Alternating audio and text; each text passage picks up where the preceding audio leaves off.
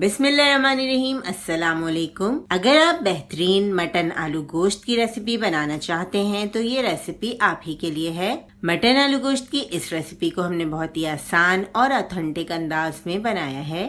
तो चलिए जल्दी से रेसिपी स्टार्ट करते हैं।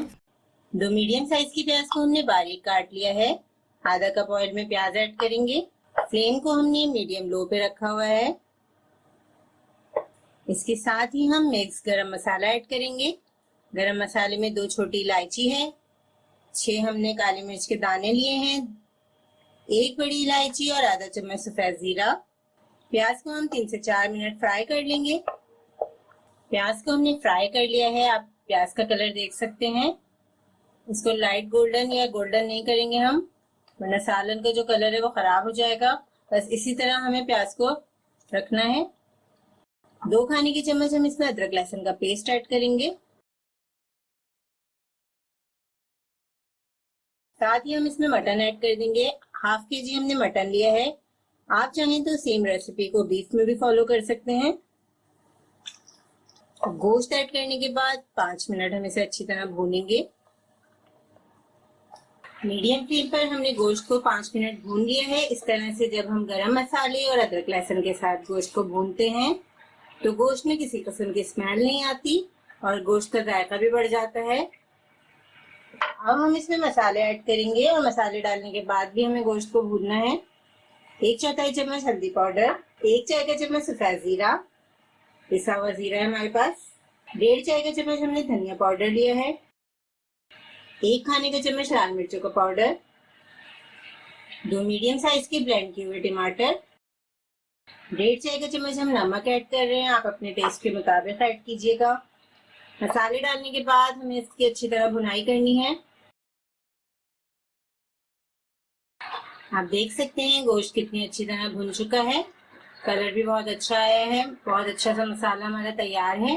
अब हम इसमें ऐड करेंगे 2 गिलास गर्म पानी। गोश्त को गलाने के लिए हमने 2 गिलास गर्म पानी ऐड कर दिया है। गर्म पानी ऐड करने से एक तो सालन का कलर बहुत अच्छा हो जाता है। पैन को कवर करके हम इसे गोश्त गलने तक पकाएंगे। तकरीबन आधा घंटा लगेगा गोश्त को गलने में।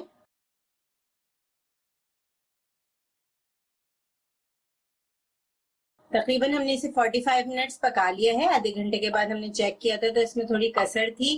80% हमारा मटन गल चुका है। अब हम इसमें ऐड करेंगे आलू। 4 हमने मीडियम साइज के आलू लिए हैं। आलू को हम 2 पीसेस में कट कर लेंगे। आलू गोश्त में बड़े साइज के कटे हुए आलू ही अच्छे लगते हैं, बहुत छोटे पीसेस में नहीं काटिएगा आप भी। इस तरीके से हम काट लेंगे। आलू ऐड करने के बाद अच्छी तरह से मिक्स कर लेंगे। अब गर्म पानी ऐड करेंगे। 1.5 गिलास हमें इसमें पानी ऐड करना है। पानी ऐड करने के बाद हम मिक्स करेंगे और इसे तकरीबन 20 से 25 मिनट पकाएंगे। क्योंकि आलू का साइज बड़ा है तो टाइम लगेगा थोड़ा सा गलने में।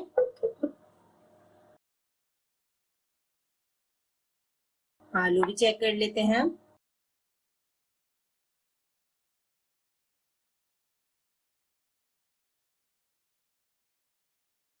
आलू भी बेहतरीन से गल गए हैं।